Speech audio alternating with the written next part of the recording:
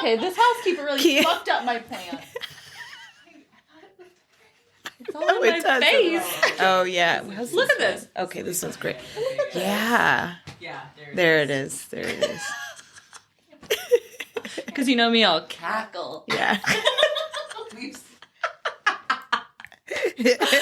Oh my god. Well, we have Mother Kiana here. We have Mother Kiana. I know. No, we need her.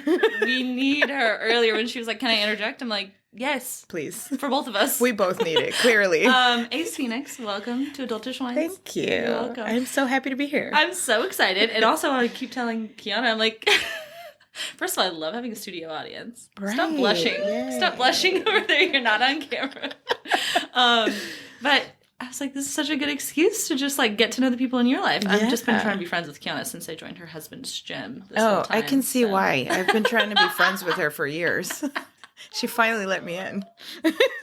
How long did it take? God, how long did it take? Moving on, girl. Like a decade. Relax. Okay, cheers. Cheers. Let's move on. I don't want Kiana to run her ass out of here. I know. Go grab the belt. No, I'm so excited to have you on. So I have actually had one other artist on before, and his name is Israel Rodriguez. Are you familiar? Yes, Israel. Houston artist. Yeah. And he was one of my most downloaded episodes. Like people really love to hear the behind the scenes of like what's your inspiration? Yeah, it's really interesting. How did you get here? How did you know you wanted to be an artist? Like, you know, I feel like you grow up as a kid doing art in school. Right. And so how did you take that to the next level? So I'm excited to hear about that. Yay, cool. Yeah. Well, fun little fact about Israel. He's Salvadorian and I'm half Salvadorian. Oh, okay. So we kind of connected in that sense. And we were kind of talking about doing like art in El Salvador. Well, obviously him doing his art there and me doing my art, especially that El Salvador is being cleaned up quite a bit now. Okay. Because of the new president. So, yeah, I actually just got back from Guatemala, which is my other half. My dad's Guatemalan. Okay, I was going to ask what other half. Yeah. So I'm looking into doing art there, and then next step is El Salvador. Yeah. Oh, my gosh. What were you in Guatemala for? Just visiting? Yeah, visiting family. I was, it's, gosh, I haven't been there in about 4 years, since right before the pandemic. Okay. Yeah, and I really only went to bury my grandmother, and now it's been nice to go back and just explore where I'm from. The motherland. My mom says it's not the motherland, it's the fatherland. El Salvador is the motherland, she says. Come correct. Yeah. Your mom is from El Salvador. That makes sense. Right. Why would you think anything else? Exactly. I don't know. I'm so sorry, and Mom. Mothers are always right. Right. No shade. Dad. Especially a Salvadorian mother. I would imagine. I don't have an experience with that. You don't want it. I'm kidding. Love you, Mom. Okay, fun. Yeah. Do you have siblings? I do. I have one sister. Okay. Yeah, she's just a year older than me. Literally, we're 12 months, 2 weeks apart. Okay. And she is just as crazy, if not a little crazier than I am. And she's amazing. She's the best person to hang out. What kind of crazy are you? Well, we're Geminis. I'm not okay. Not that I don't care about signs, but I'm not so knowledgeable. Super. Yeah. Okay. Well, Geminis are the. What is that birthday? That's June. So, May and end of May to end of June. Okay. I'm right on the cusp, so I'm actually Gemini Cancer. Okay. So I'm Cancer's July. Yes, end of June. I've dated someone who was on the cusp, so. Oh, okay. Yeah. So we will get along, multiple personalities. Are you going to fuck me over? No. Okay, they have. Not I. Okay. I don't do that. Okay, awesome. So one older sister, you're Gemini, you're crazy. Yeah, we're like fun. Yeah, it's okay. So the Gemini is a twin. So it's either you have like a really, there's like no in between. Either you're at home wanting to do nothing, like just chill, coolest person, or you have like somebody who can party for 48 hours straight and then go to work kind of person. Like, so yeah. And we're like one of the funnest signs to be friends with. Okay. But we're also the craziest. So thankfully I have the Cancer in me to settle me down, even me out a little bit. But we're that friend that you say, hey, we need to go do something. Don't ask questions. Don't tell anybody. You won't ask any questions. You'll just do it. All right, cool. Tell me when and where. We're that kind of sign. I want to know why. Like, I'll do it. You know what I mean? Yeah. I'll meet you in the woods. Wait, what's your sign? I'm a Capricorn. Oh, that is why. That's why you want to know why. Tell me about myself. My mother's a Capricorn. Okay. And Salvador. Yeah, I'll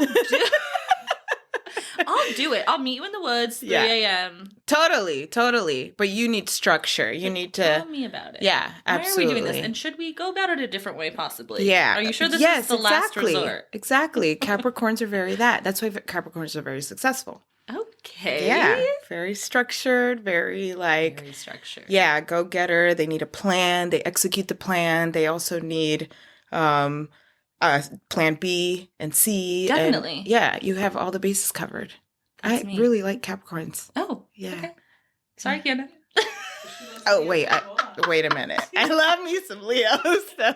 I think I like every sign in the zodiac. I'm like the only one that likes every sign. Yeah. Do Geminis really get along with? I think so. Yeah. Okay. Well, we're the chameleons of the group. Mm-hmm. People call us two-faced, but we just give you the energy you give us back.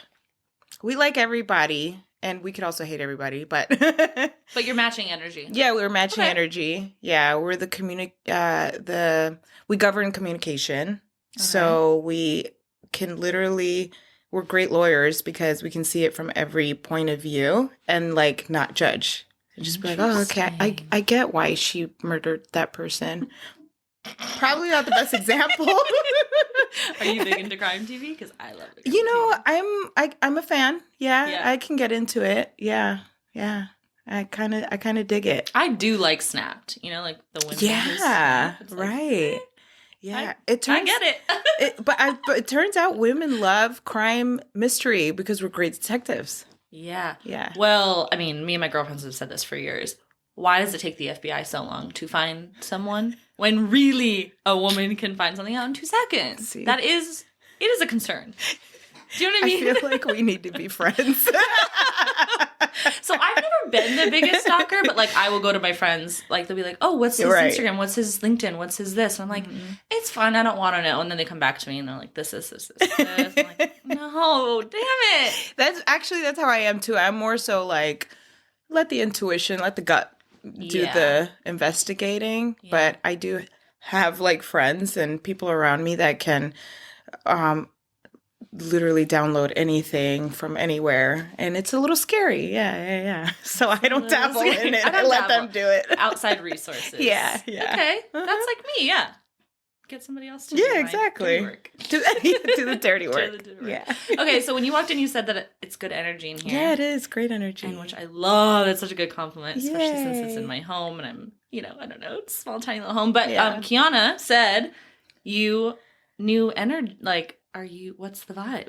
Yeah, I don't know. I've always had it, I guess, since I was a kid.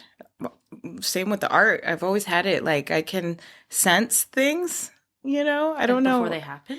Yes. Really? I've had it since I was a kid. So I'm a dreamer. I'm a big dreamer. I will dream things ahead of time before things happen, which a lot of people don't know about this. So this is...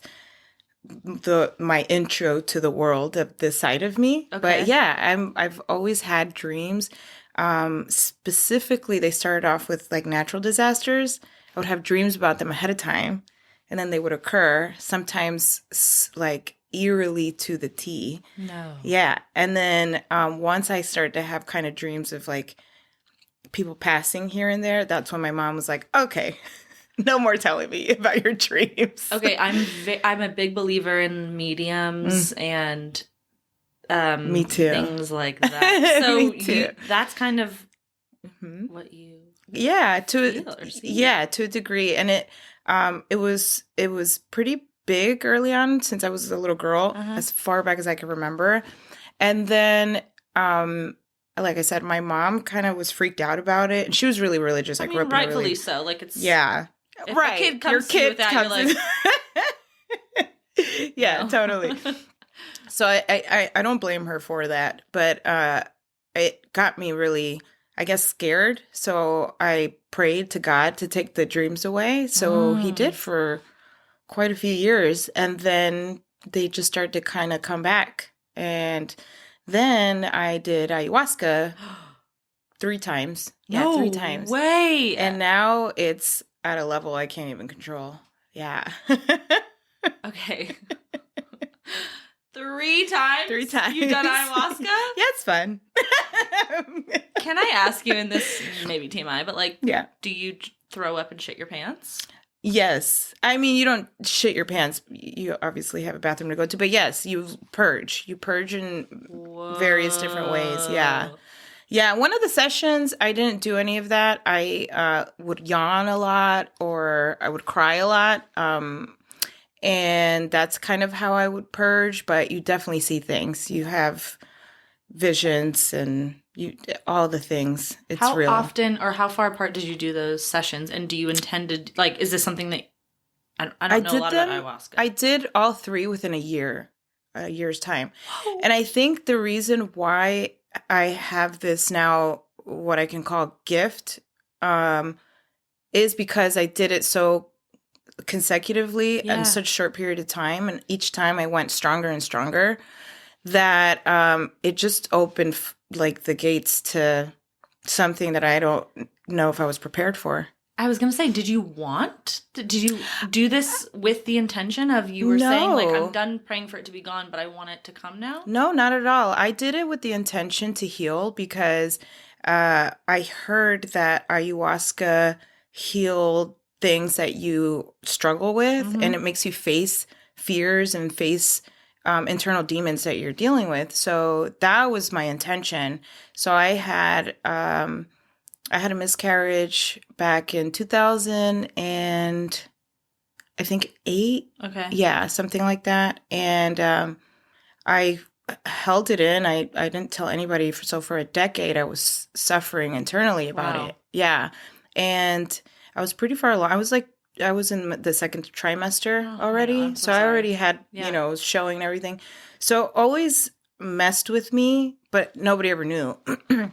And then I was in a long-term relationship, and I wasn't sure how comfortable I was to share that with a person whose baby wasn't. So I just had a lot of reserved feelings about it and never really got to deal with it. So finally I did it, and it was the best thing I ever did for that. I have not that I haven't thought about it, but it hasn't weighed me down since. It really helped me to release it and to move on and to really understand death at a different level too. Interesting. And I even had a dream about my son that he had, he was struggling for a little while, and then I opened the door. He was in a closet, and I opened the door and I told him, it's okay, you can let go. And I see him like skipping away with his little curly hair bouncing. Oh my God. Yeah. So ever since then, I've just been kind of like, I've been really happy and thankful for the transition I was able to see. So yeah. And then from there, it was just other things that I kept seeing. And now it's like, I dream awake now. So I can see things while I'm awake, and then they'll happen like seconds later, a day later, a month later, but it's really cool. Yeah, it's really cool. I didn't think I was necessarily ready for it, but I'm glad it happened, because now it's a whole different experience. Have you considered yourself, before this experience, an empath? Totally. Okay. Totally. I am a huge empath. Like, I will feel like the world's pain, and it's can be debilitating. Like, yeah, sometimes it really when is. I go to my therapy session, I talk about the world and not about my personal life. Right. And wow. I have not visions, but I get feelings that I need to check in with somebody. You know? And huge. that has happened and I don't know it, but I'll check in with someone like, hey, I haven't talked to you in a while, I just want to check in with you. And they'll be like, P, how did you know it? I literally just had a miscarriage last night. I needed to hear from you. Or, no, I haven't told anyone, but you're checking in with me. Like, how did you know? I'm like, yeah. I just had a feeling that I needed to check in with you. But I've never had full visions or anything like that. But I've talked to my therapist about this, and I'm like, I think I'm just, I don't know. I don't know the details, but I just think I can. No, totally. Sense. I think you have visions with your gut, with your intuition, which is a vision. It's just not like how, it's just different than mine. Yeah. But it's still at the same caliber. That's so cool. Yeah, it is really cool, okay, right? What do you feel? I don't know if it's that kind of thing, but like you said, good energy. Yeah, it's great energy in here. From the moment I walked in, I can sense things. So when I came in, I felt really at ease, pardon me, and calm, and just like that. That's what your space gives me. It's very clear, a lot of clarity. It's you can tell it's a joyful place. Not too much, drama or anything. Well, if there is, it doesn't stick, know, like the energy in your home just really gets released somehow, some way. If there has been drama, it's been gone for a while. You know what I mean? Cheers to that. Cheers to that. No, it feels good. It always feels good, right? This is the most cliche saying, but new year, new me. And it just happened that way, like not even on purpose. So good. Okay, fun. Yeah, it's really great. I love it. You've done one podcast before? I have one. Okay. One podcast. Sorry. I've actually done two, but the first one was with a group of people.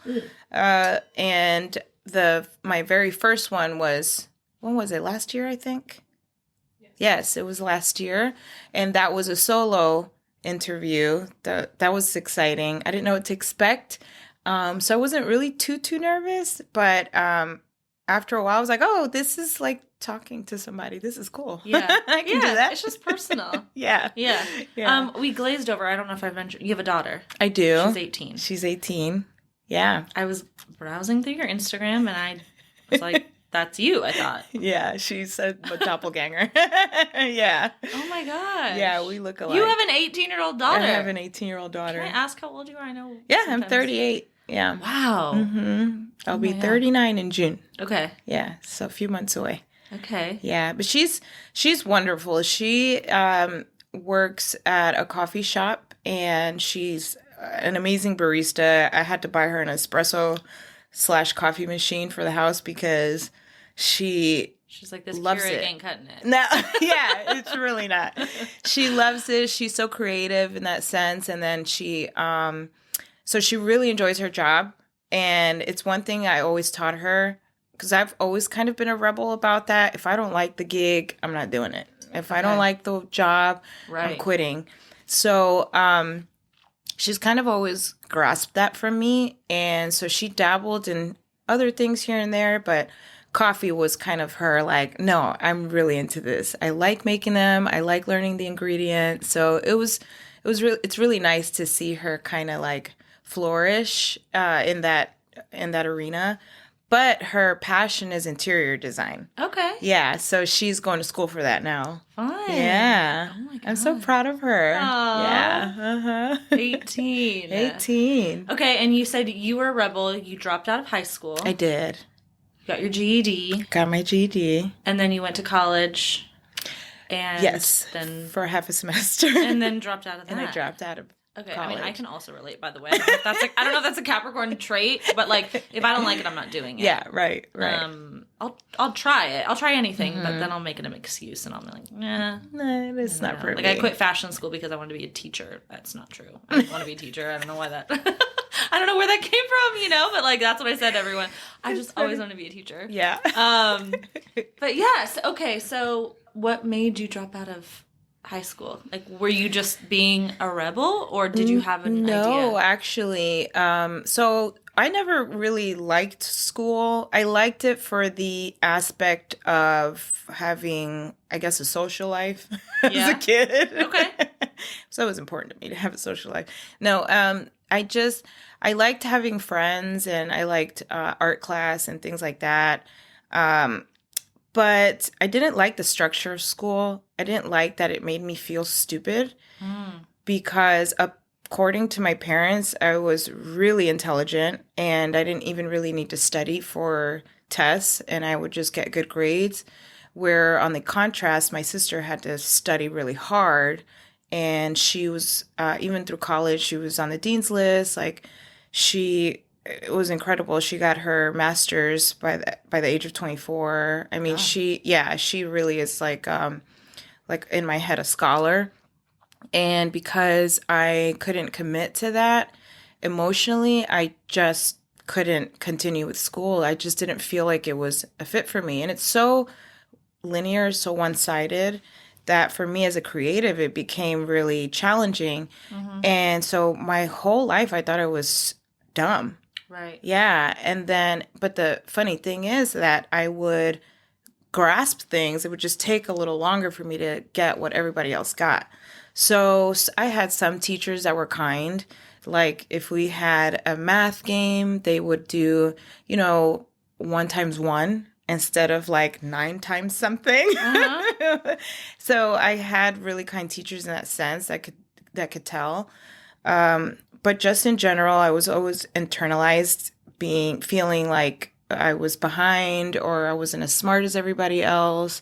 And that kind of formed me as a little girl. Isn't that a shame? That it's such a shame. The education system actually just does not promote creativity. And no. And it really is sad because honestly, I really feel like I could have been an honor student if I was given the time and the encouragement that I needed in the proper ways. But it just wasn't like that for me. And then by the time I got to high school, the only thing that kept me in school was soccer. I was a very avid soccer player. Okay. Yeah, and loved it, was obsessed with it, and I knew I had to keep my grades up for that. So that's why I applied myself. But by the time I made it to my senior year, I had dealt with so many things at home and in my personal life that I couldn't, my spirit just, I felt my spirit broken. So I just couldn't do school and pretend and then have to deal with these things on a personal level. So I ended up quitting my senior year, like halfway through. Almost there. And I was just like, no, I just can't do it. And I had to face the fact that I would be seen as a quitter or a black sheep. And I was like, I'm okay with that. And I had to do what was best for me. So it was definitely isolating. But looking back, I see my truly creative rebel spirit and was like, no, I'm not settling. Mm-hmm. I just can't settle for that. And now looking back, I feel like I'm fast forwarding a little bit, but that probably makes you look back and be like, that's okay. Go against the grain. Right. Because amazing things can come from it. Exactly. This world is not supposed to be. Yeah. I mean, I do think education is important. I'm not saying that. Agreed. But if you're a little different, yeah, it's okay to skip around a bit, jump around, try something new, listen to your gut. Okay. Exactly. And same, I believe I think education is super important. And I believe you can find education in the world as well as you can in school. And I had a conversation with my daughter because she was kind of struggling with school. She's an August baby, so she's the last of her group, like Kiana. She's the last of her group, so it always took her a second to reach the level where the kids were at, but she always got there. And at some point, we had a real serious conversation when she was in high school, and I was like, hey, look, if you don't want to finish high school, I won't judge you for it. I'm not going to be upset about it. I completely get it. You just can't sit around. We need something. We need some kind of structure. We need a program, but we'll figure it out. But don't feel like you need to be pressured to stay in school. And so my parents are both immigrants. And when they came to this country, education was so important. So my mom was very adamant that she finish school. And they have such a close relationship. They really are like two peas in a pod. So her biggest fear was really disappointing my mom. So she was like, okay, I'm going to see how this works out. And I haven't really told anybody this, but she decided not to finish school. Okay. And because she had that freedom, I guess, and she was working 2 jobs at the time, she all of a sudden was like, I think I want to finish school. I was like, whatever you want to do. So she went back to school. I think COVID was a big blessing for her because she did online. And so she has a little bit of social anxiety, Yeah. And going to school online really helped. It was just a different type of learning that really suited her. So we went back to school full time online, and she actually graduated ahead of her class. Get it? Yeah, she graduated 6 months before all of her peers. Oh my God. Yeah. So I think if I wouldn't have given her that freedom and I wouldn't have supported her in that, I don't think it would have ended up that way. And I'm glad that I did it that way. And I kept my mouth shut to just about everybody about it, because people have their opinions about parenting. People have their opinions kind about of school. Naturally they do, but right. like also sometimes wish yeah. they wouldn't. Yeah, right. See, and I'm used to having opinions against me, but I was really wanting to protect my daughter from that. Of course. And be like, we're here. Me and you are here, so that's all that matters right now. I trust your decision making. That's it. That's all you need to know. Because if she gets infiltrated by outside opinions, I just didn't see how that would have served her. Mm-hmm. So, yeah. We kept it like that, and she's doing wonderful. Oh my gosh, I like that. Yeah. Okay, and then what did you do after high school? Because when you walked in, I was like, your makeup looks thank you. Amazing. Holy shit. And if you're not going out after you have to, I know it's a Monday, but... I'm going out to my bed. Okay, especially after wine. So... I actually attempted to go to college. I ended up getting my GED the same year that my peers graduated, and did it on one try and without studying, and I passed the GED. Okay. So again, it's just the contrast there. Mm-hmm. But I decided to try for nursing because I have quite a few family members who are they're either in like nursing or financing. So I was like, let me give nursing a try. I specifically wanted to go to the neurology area. Mm-hmm. I'm fascinated by the brain. I thought maybe surgery, especially that you're kind of an artist with your hands when you do surgery. So I'm like, well, that makes sense. I always had art in my spirit, in my heart. So I'm like, what's artistic in the medical field? And so I was like, let me give that a shot. And I did half a semester. I was like, nope, this is just not. Tried it. Yeah. Don't like it. Okay. Right. I'm like you. I'll try everything once. Yeah. It doesn't mean it's going to stick. And I can say I tried it. And I tried it. Go. Yeah. So I quit. And I was like, okay, I really want to do art. But at the time, that was back in the very early 2000s. Art wasn't really like a big deal. It wasn't a big career. It wasn't anything to kind of like look forward to financially either. So I was like, what can I do that's creative and artistic that can mimic art in a way? And I'm like, well, I love drawing faces. Why don't I just paint on faces? And I did have one aunt who was in the beauty industry, and I was always fascinated when she cut hair.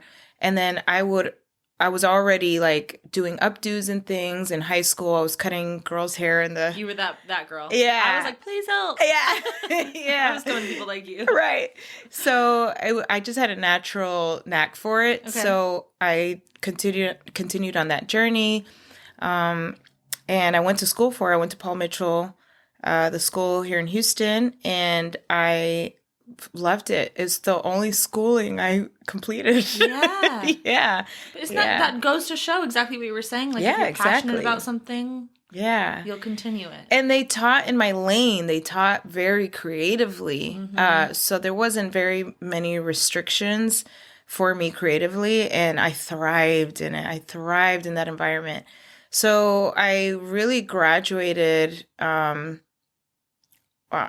with I would imagine honors, just because I would kill the sales every single week. I was on the design team. I was president of the design team.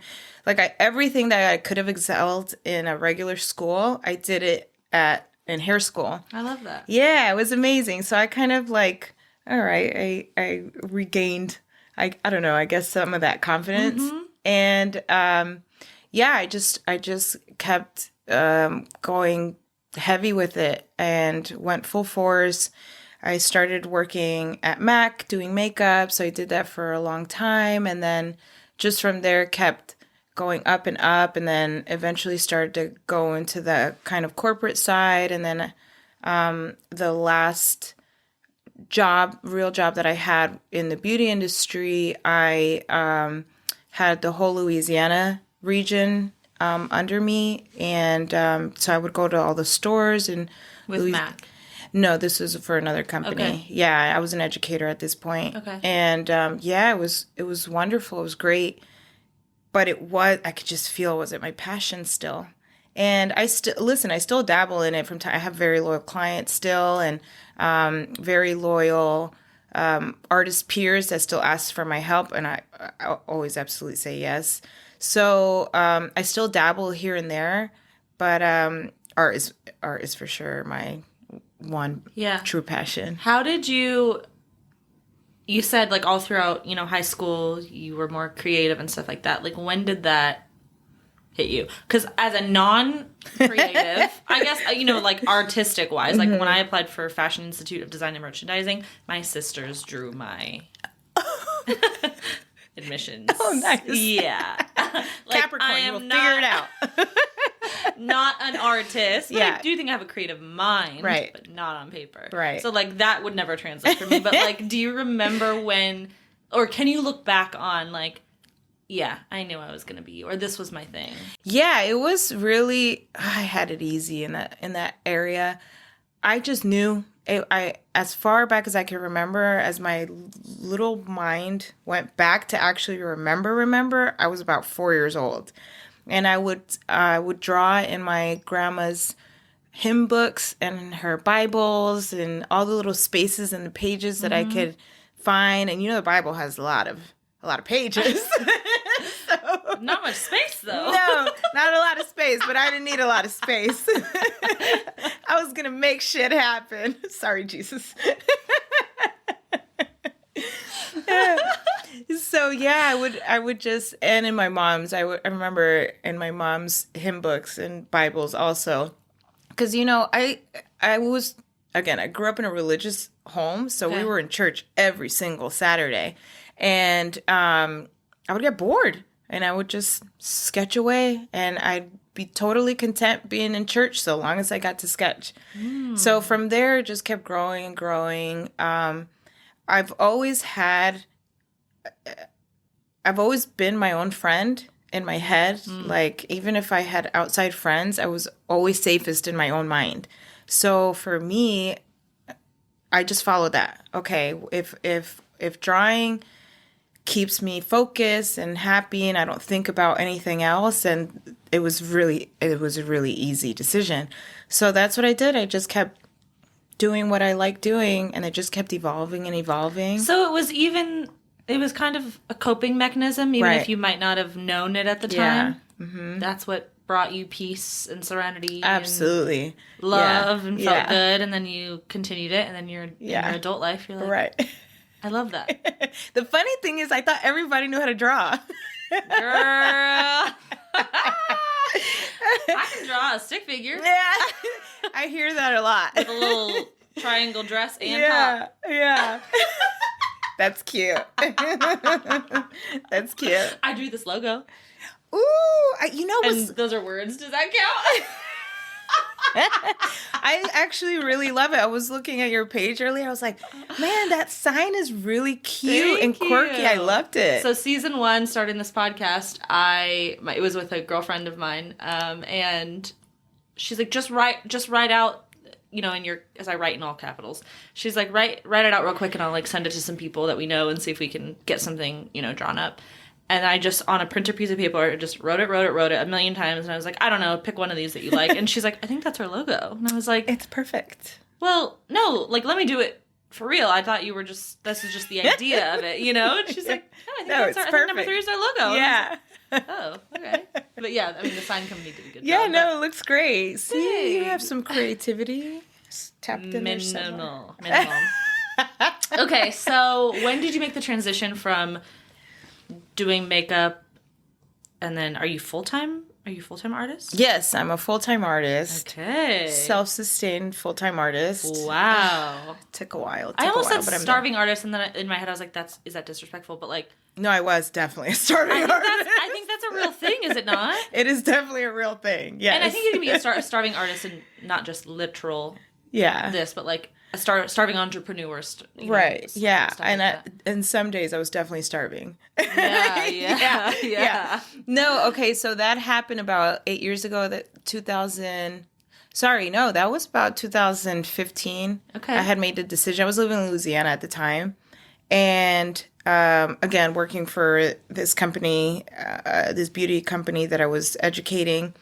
And I just couldn't really commit. Even with that, I was like a freelancer of sorts. I couldn't commit fully to something like corporate. It just seemed so committal. So I was just like, too structured. It was too much. Okay. Yeah. Like I my spirit just felt like you're going to waste everybody's time, just go do what you want to do. So I started to kind of like reach out to some people, and talk about it a little. And then I was just like, fuck it. Let me just try this. I started painting at home, and, I had this friend that I went to high school with, and like I started posting my stuff on Instagram, and she was like, oh my God, you really have something here.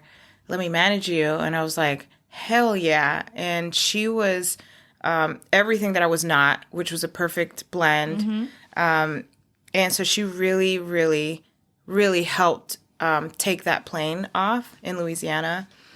And at the time, I would allow personal just get too much in the way. So my personal life, I was just like, this ain't it. So I was in a relationship that I just knew it wasn't going to be long term anymore. So I ended up quitting my job in Louisiana, packing my bags, moving back home with my kid. And I was like, I don't have a job. I don't have anything here back in Houston. But damn it, I'm going to figure it out. And I was like, I have literally nothing to lose. Wow. Yeah. So I came back home to Houston, and I didn't know what to do. I was doing like hair and makeup on the side, mm-hmm. but I made it a point not to go full time with hair and makeup, because I knew that I was just comfortable enough in hair and makeup that I would get sucked in like a vacuum. Yeah. So it's like that story of the frog who gets in like tepid water, and then he doesn't realize he's on a stovetop, and then little by little, gradually the heat gets higher, so he gets more comfortable, gets a little warmer, gets a little more comfortable before he knows that he's getting boiled alive. Never heard that story. Okay, well, it's a story. Yeah. I mean, I like that analogy because hey, you just get comfortable. You just get too comfortable. You're just kind of waiting around. Yeah. And life is just passing you by. That's and before it. You know it, you're cooked. Yeah, exactly. So, and at the time, I just started to read books. I read my first book at 29, page to page. It was The Alchemist, still my favorite book of all time. I still need to read that. It's amazing. And it's a short book. It's easy to digest. So I really started to read books, and I read Napoleon Hill's... oh my God, it's slipping my mind. It's so popular. Think and Grow Rich. Okay. Ooh, that changed my life. Think and Grow Rich. Think and Grow Rich. Oh, Think and Grow Rich. Okay. Yeah, Think and Grow Rich.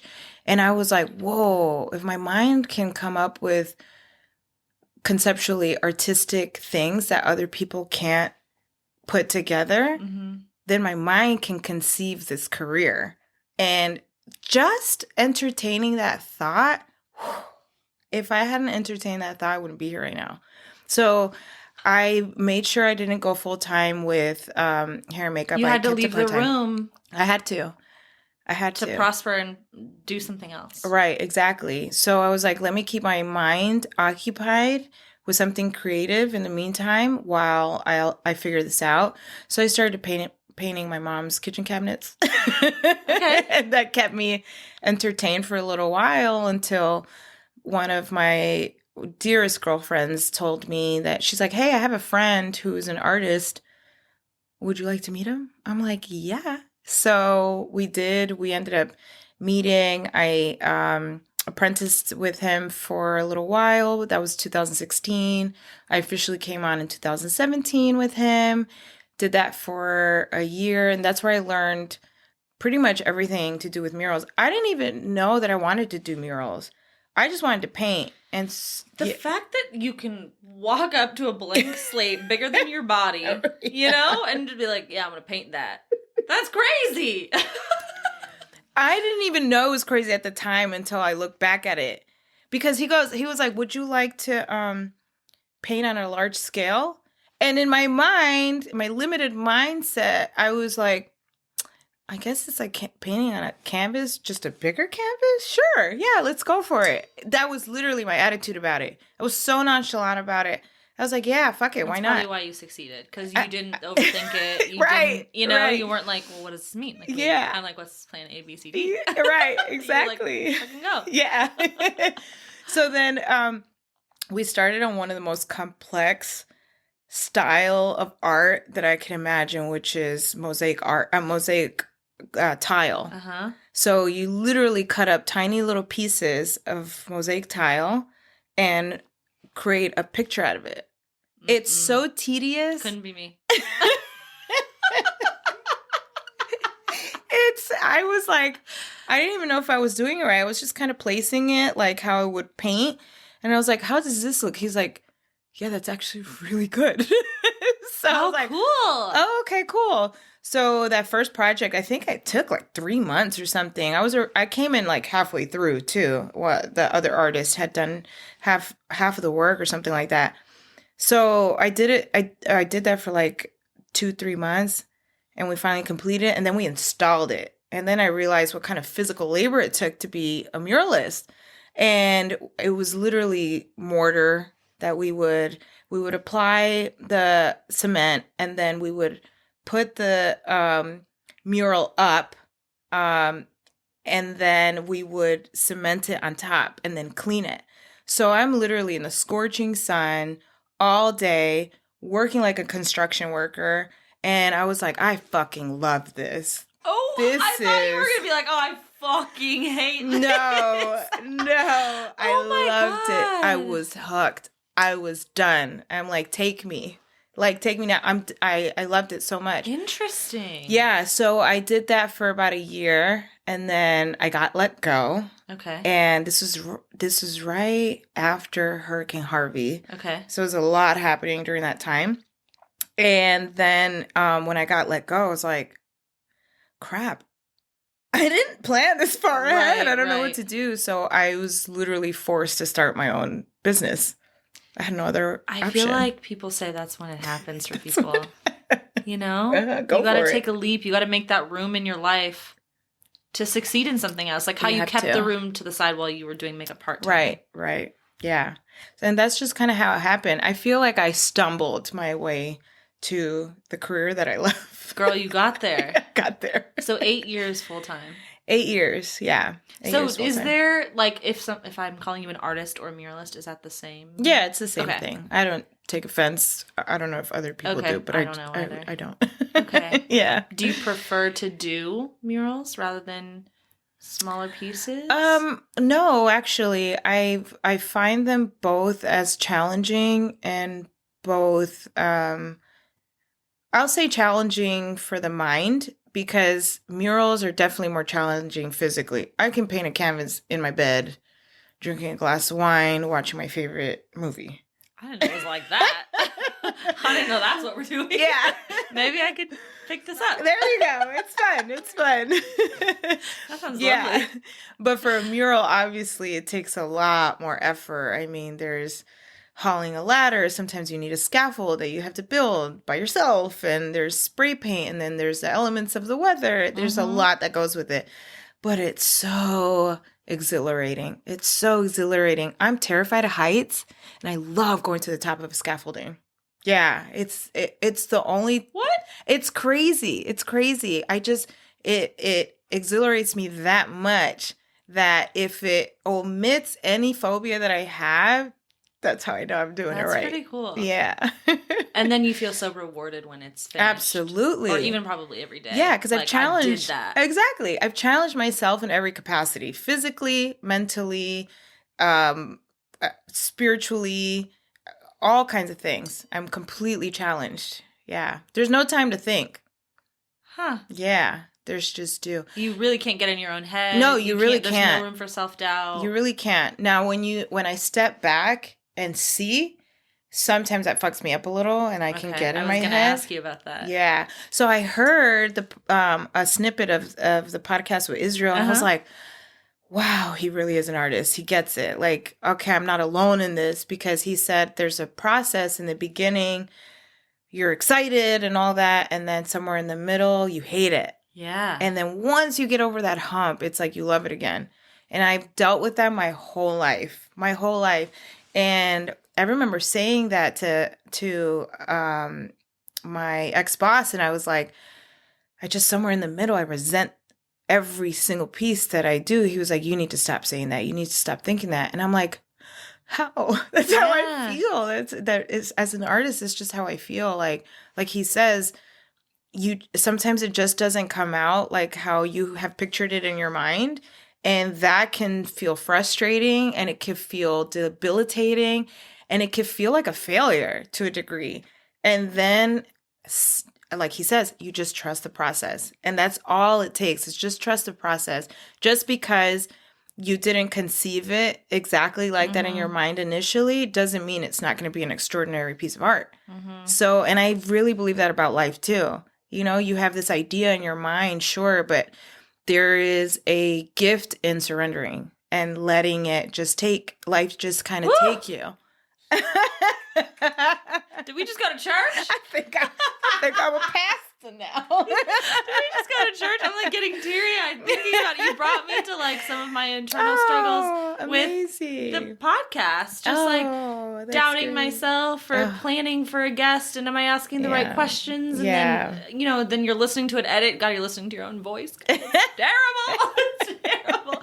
But you're like, I hope they're happy with it. Right. And you're thinking like, oh God, this wasn't what I thought, but I think it's great. And then the views or the listens come out, and it's it's great. And also, it's not about that. It's about the conversation that you have. But right, absolutely. And I still have that with clients.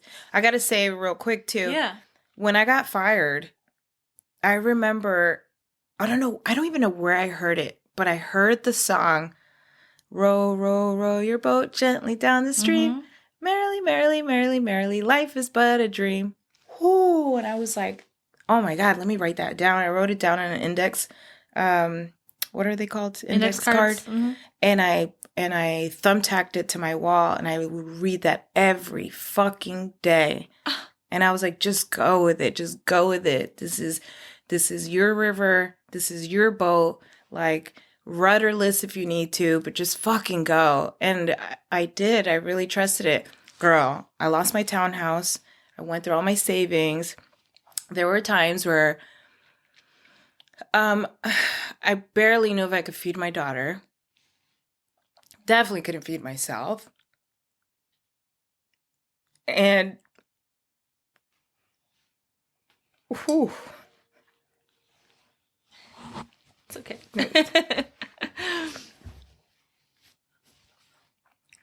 Oh, it created such a bond between her and I, because unfortunately, she had to grow up a little too fast because of that. But it created such a bond within us, because I felt like she understood, and she didn't judge, and she just wanted me to be happy. And at times I would feel guilty. I'd feel really guilty, because I'm like putting her needs almost to the side to fulfill something that could just easily be a hobby for me, instead of like taking this route of like being secure. And then this little voice inside kept telling me like, yeah, but if you don't show her to go after your dreams and like show her what the struggle is for that, how the hell is she ever going to know that all of this is part of it? Yeah. And I was like against all the odds, against what society would have thought of me as a parent at that time. It just kept with it. And I've been a single parent since basically I was pregnant with her. There was a time in the middle where I was dating somebody who thankfully was wonderful, wonderful, like a parent to her. And he's still in her life, which I so appreciate. But for the majority of her life, it's literally just been me. So, yeah, you definitely question yourself as a parent the whole way through.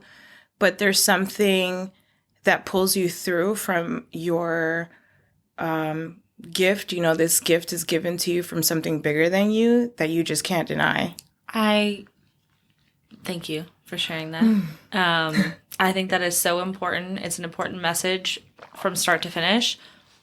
If you're not happy with yourself, right, how are you going to be the best parent? Right. And of course, nobody in this world can be the best at that. Like, yeah. I understand there's so many pits and things in people's lives that you can't be on 10 all the time. Yeah, exactly. But if you were to have pushed your dream and just gone through this life with doing a pretty good job with the beauty business and it was good, like, and you'd be great, but you were amazing because you were able to feel amazing about yourself and show your daughter and be able to have her lean on you when you say, hey, it's okay if this structured way of life that we've been living is not what you want to do. If you want a different option, if you don't want to go through with high school, look at me. Look at what I've accomplished. Right. You made that example for your daughter. I appreciate it. Thank you for acknowledging that. And yes, I think I negotiated in my mind with parenting that I'm like, this is real life. This is what's going to happen. And you have to learn how to pick yourself up by the bootstraps, as they say, and figure it out. And you learn who your opponents are, and you learn who your teammates are during all of it. And luckily, I had some really solid friends by my side during that time. And my mother, who has never let go of me, and yeah, I just had the right people. I had like my tripod that held me up. And if it wasn't for that, not to say that I wouldn't get through it, but it would have definitely been even harder. I think you would have gotten through it. I mean, I've only known you for an hour at this point, but like, I don't see you as, like you said, I'm a quitter this, I'm a quitter that, but like, you're not going to quit to the point where you fall and don't get up. Yeah. You just got to find the thing that you don't quit at. You got to find the thing that inspires you and drives you. And yeah. And you keep going. Yeah, exactly. And really, seems like it was your daughter all along. 100%. Even if you felt like you're neglecting her needs, you weren't. You were trying to go above and beyond for you both. Oh, gosh. And sometimes the answer doesn't come right when you want it, but it definitely comes when you need it. And for me, the answer came years later, really 8 years later. So now my daughter told me when she was deciding on what she wanted to do for school,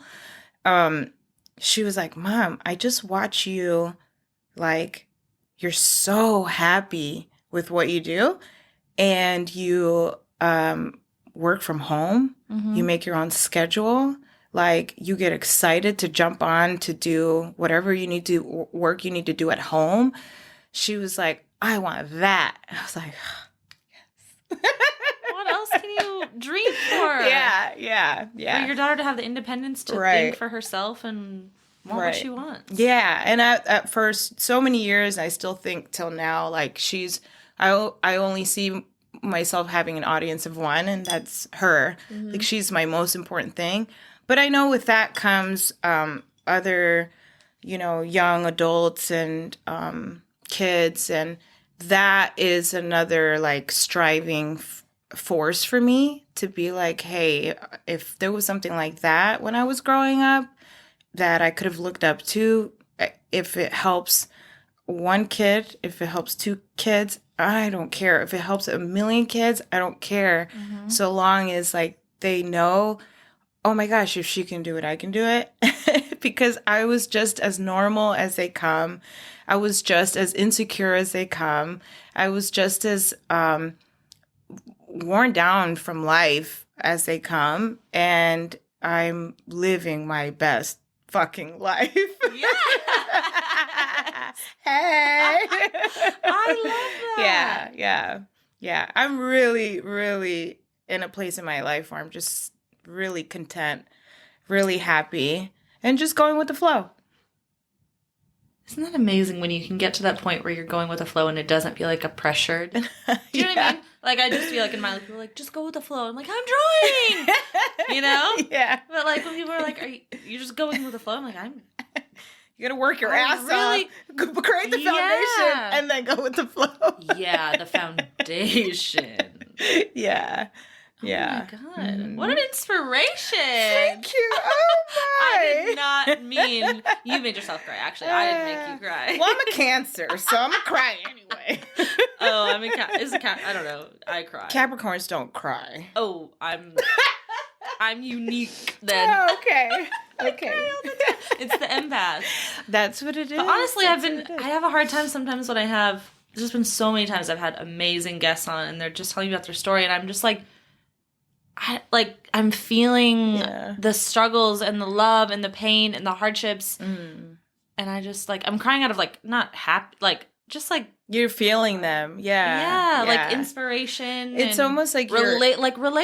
Yeah. I relate to something you're saying, and that's. Yeah, I think when that happens, first of all, I think there's a high capacity for compassion and the other human being, like i.e. you, in this sense. And I also, there's a sense of camaraderie and like you're in the ring with me almost in that moment. Yeah. And it's a beautiful connection to have with somebody because it makes me feel not crazy. Mm-hmm. And then it also makes me feel like I feel safe with you. You know what I mean? So it's nice. It's a great connection. I love that you're an empath. And I think that I think there's been so many things that I've tried in my life and quit and starting the podcast. I felt right about it, right? Yeah. Pretty right. Yeah, you're doing great. As it continues and I have conversations like these, that's kind of also what I'm thinking in the back of my head is this is exactly where I'm supposed to be. Right. Not saying that you wouldn't share your story on your own or with any other platform, but it just makes me feel really happy to be able to help share your story and help other people relate or understand you or a struggle that they haven't been through. But wow, look at her. She did that. Yeah. And that's a gift that you have for sure. Seriously, because how the hell would well, you do have a gift for that with media. She's great. Kiana's like, please stop talking to me about me because Paige is going to invite me on this couch. You're going to have to get on this couch one of these days. Seriously, she's a lifeline of mine. Oh my gosh, she does incredible. I'm like, thank God for Kiana in my life. For real. Yeah. Yeah, actually, her and I met when I was exiting from the muralist that I was working with. Okay. Yeah, so that's around the time that I think you and I really connected. So it was probably one of the worst times in my life. Okay. And we planted this seed and just like this fake tree. Whoa. We were getting along this so real well. Tree. We were getting along so fucking well, and you had to call out my fake tree.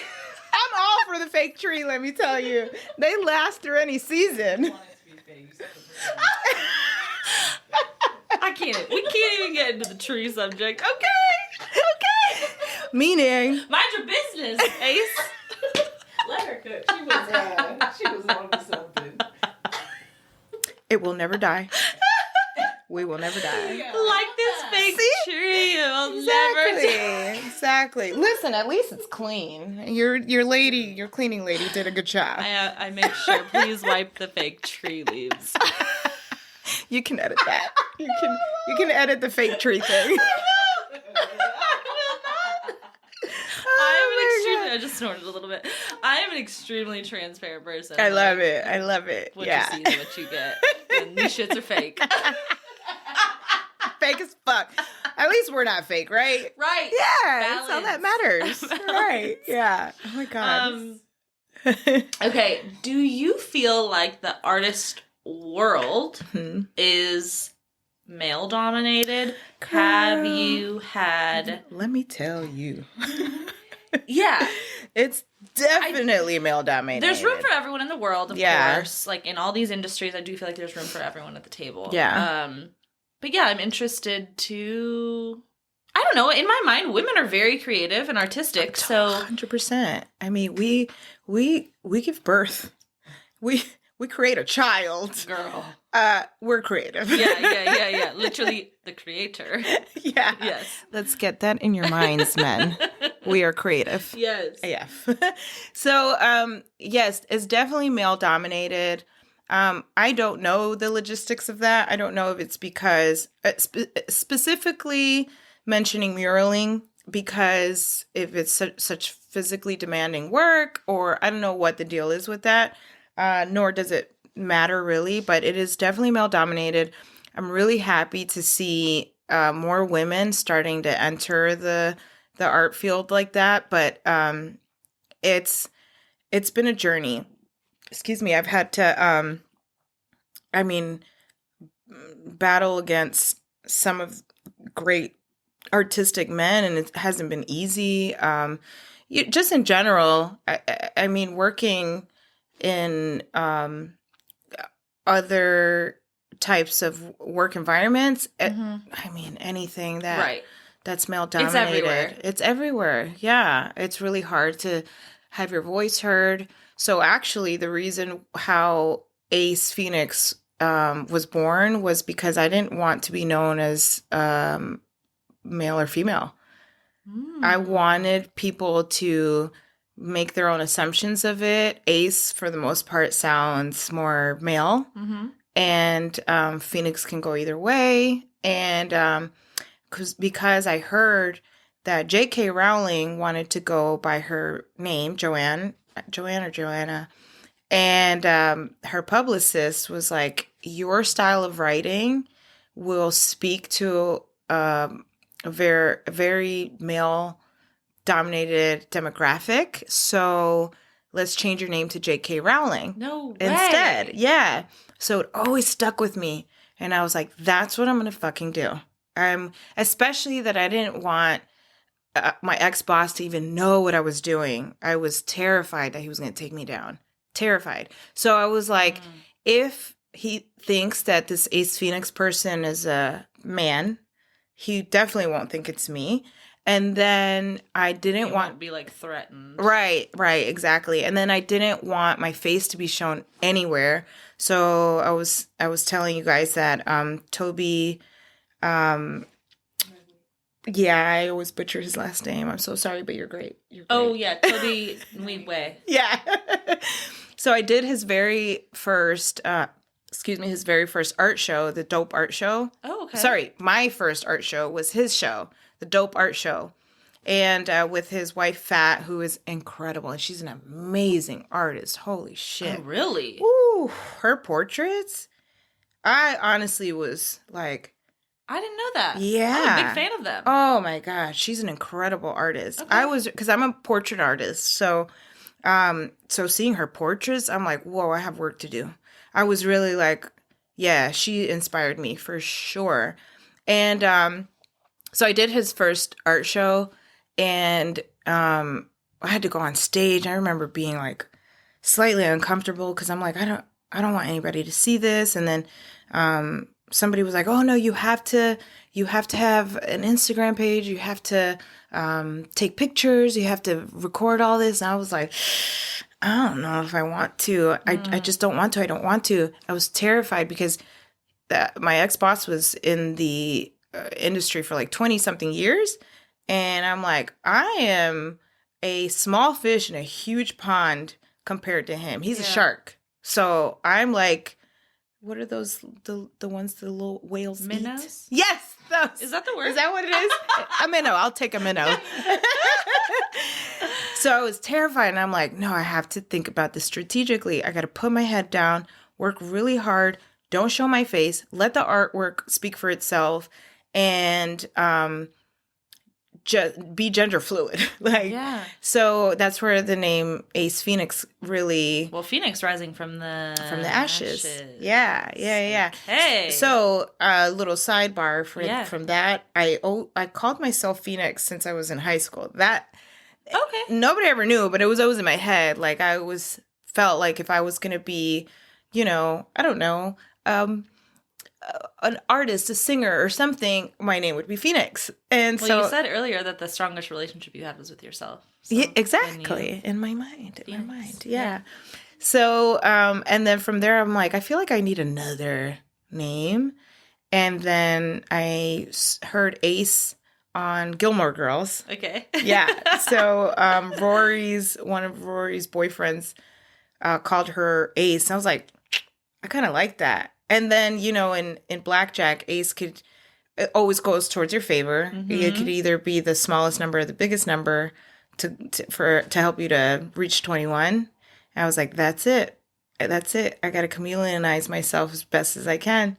And I did. So I did that for a couple years. It didn't take very long for me to be outed. Mm-hmm. Before I knew it, my face was out there and people started to know who I was, and he figured out who I was. And then once he figured out who I was, it was just a mess. But anyway, I'm glad that I did it the way that I did. And now I'm owning it. I'm like, fuck it. This is my alter ego.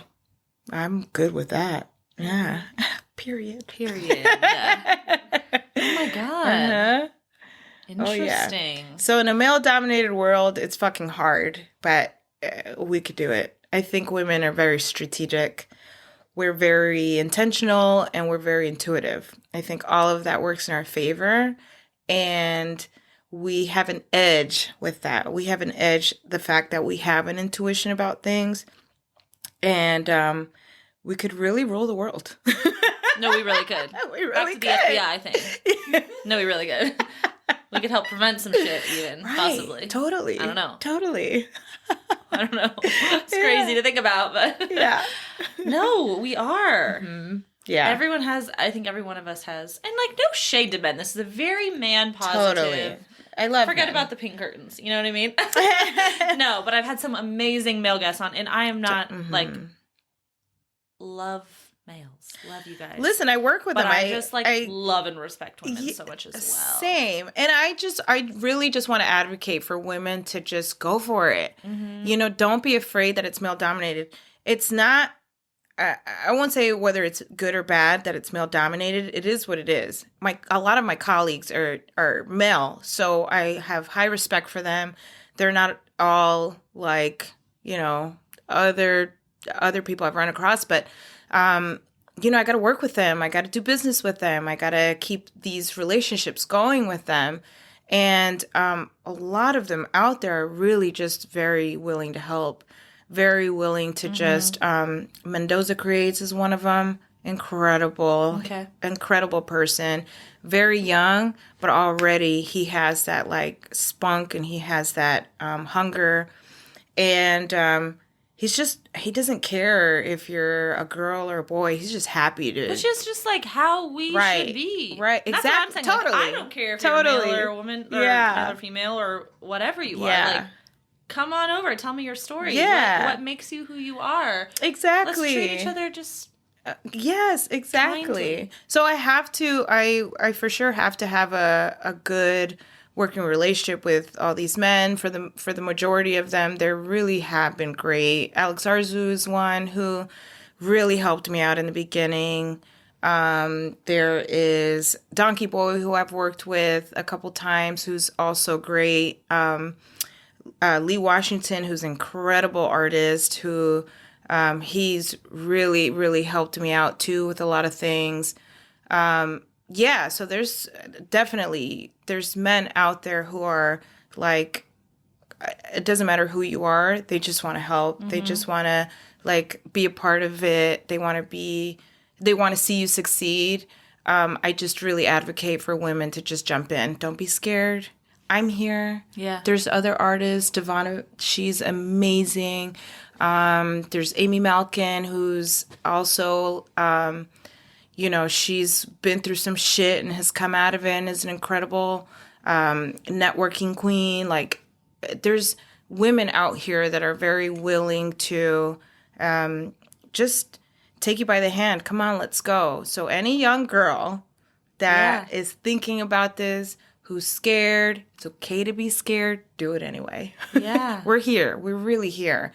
And then we're also very motherly. So we're also going to take care of you, nurture you. Yeah, for the most part, like, you're not, like, that's going to be the majority of the finding. Right, exactly. Yeah, so don't be scared of it. Oh, yeah. I was going to ask what advice you would give to any young artist, or even, actually, scratch the word young, any artist that realizes that this is what they want to do, that this is their passion, and they want to do this for their life. Like how you did. You put the corporate job to the side and said, I'm going to try and do this. Like, make that leap or that jump. Yeah. Just do it. Definitely. Art is also subjective. So, listen, go with whatever your gut tells you, whatever inspires you, go with it. Just go with it. It's a creative world, so fucking figure it out creatively. Go do like a bee does. Go to one flower, to another, to another, to another, until you figure it out. Like, just, don't be... Everything in the world is scary, so do it anyway. Yeah, so anything you do is going to be scary. Yeah. So pick the thing that you want to do. Yeah. And pick the thing you want to fight for. That's it, exactly. Something that you're going to be going to sleep happy that you attempted for the day. That's enough. And then just let that little seedling grow. And then find yourself a mentor. That's a big piece of advice. Find yourself a good mentor. And ask them a million questions. I promise they want to help. If you find a genuine one, right? But most of them out there who are successful, they really don't gatekeep. Okay. They don't. They really just want to see you succeed. Love somebody who doesn't gatekeep. Right. Yeah. Yeah. I definitely don't gatekeep. Ask me any question. I'll let you know. These are my tricks. This is how I do it. I love it. I love watching, especially that our hands are in the next generation. I mean, why would we gatekeep to that? They're basically creating our future. Like, help them. Yeah. Yeah. Help them be great. Exactly. It's helping us be great. Right. Hopefully. Exactly. I want my daughter to be in a world where everybody sees everybody's potential. And that's enough. Nobody needs to compete. I mean, there's obviously healthy competition, but seriously, there's a lane for everyone. Yeah. Everything is inclusive. So a little bit at a time. A little bit at a time. Day by day. Day by day. Your highest competition should be yourself. Totally. I think that's totally something that I didn't know until later in life. Yeah. But it's a big deal. And I think that's the healthiest It's competition definitely the healthiest. Your past self. Just be better than who you were yesterday. That's it. I love that. Not a whole lot of thought to it. Oh my God. I loved this chat. Oh, yay. Sometimes I hate like ending with a wine of the week. Like after all this, I'm like, what is there wine about? But I will give you a wine of the week. There's always something, right? Okay, so wine of the week actually is a great segue. Wine of the week is people who aren't kind. Why not be kind? Lead with kindness. Lead with kindness. I get it, you're going through some shit, but so is everybody else.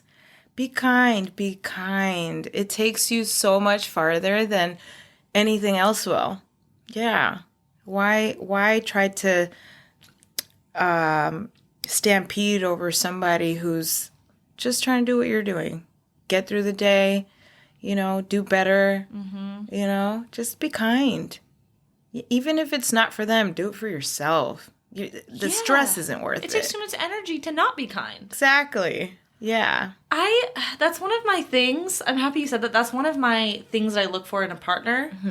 Oh, is somebody who is kind. Big deal. To every To the dog, I'm not even a dog person, but like to the like I'm kind of a dog. I'm not like, look at that fucking ugly thing. I'm just like, okay. Good dog with a little tail. I can see his booty hole, but that's okay. I take it you don't have a dog. But like, just be kind to strangers, to the service, the people that are servicing you, your barista, your UPS person, like. Absolutely. You don't know when you make their day. I started doing this years ago that my girlfriends actually picked up on. And I never anticipated that they would, and I never did it for that reason. But I remember I started thinking, I'm like, let me compliment, like, I started with women. Let me compliment women once a day. And where I really mean it genuinely. Right. So I would be like, oh my God, I love your hair. And they could have had the most sourpuss face. And then they'd be like, really? Thank you. And then you realize right then, sometimes their energy is just concealing an insecurity and something that they're going through internally. And then even if they don't respond that way, you still left something with them. And that's a gift to humanity. It doesn't take energy. It doesn't take money. It doesn't take investment of any kind. It really just takes a little bit of humanity. And really, you're saying what you're thinking. Right. So if you're standing in the back of someone in line and you're like, oh, that girl's cute hair, or I love her shoes. Yeah. Just try saying it out loud. Like, literally, what can go wrong if you say something nice about somebody to them? Nothing. I mean, nothing. I don't do that once a day. I love that rule of thumb. That's so cute. I want to do that. You should. But when I do compliment people, and I think I go out of my way sometimes to compliment people. Yeah. But no one's ever given me a bad reaction. No one's ever exactly. Been like, don't talk to me. Right. You know? Yeah. Just give it a try. And at the very least, like, I'm obviously big with connecting with people. So it provides an opening. Yeah. You deposit into the right bank for sure when you compliment people. You just tell them something nice about them that you really, really genuinely believe. Yeah. Yeah. Like, I love your home. I love your space. That was and I'm like, oh, I love that compliment. Because that is something taste. That I take pride in. So like that. Yeah. I also love your personality. Oh! I love it. Thank you. You're welcome. Thank you. I'm a lot. I love a lot. I'm a lotter. Okay, competition. All right. Now the Capricorn comes out. Where can we follow you? I know you're on Instagram, TikTok, and your website. Yes. So Instagram is at Ace Phoenix, like the city. So spelled Phoenix. Sometimes I forget. Okay. Ace Phoenix Art. So it's at Ace Phoenix Art for my IG. And then TikTok is the same thing with the added S at the end. So it's Ace Phoenix Arts. Okay. And then my website is www.acephoenixart.com. Okay. Mm-hmm. And you do custom, like somebody could, not just a mural, but you could do just like art pieces. I do everything. She's a woman. She does everything. She's a woman. She's a mother. She does everything. Yeah, I do canvas pieces. I do murals. I do sketches. Whatever you want. I could beat your face. I can paint your face. Anything. Whatever you want. Oh my God. Yeah. I love that. Yeah. Okay, well, thank you so much. Thank you for having me. Cheers. This is such a good combo. I agree. I loved meeting new people and hearing stories of why you are the way you are and the things that you've been through. Thank you. Whiners, that's it for me. Gotta go. Love you. Bye.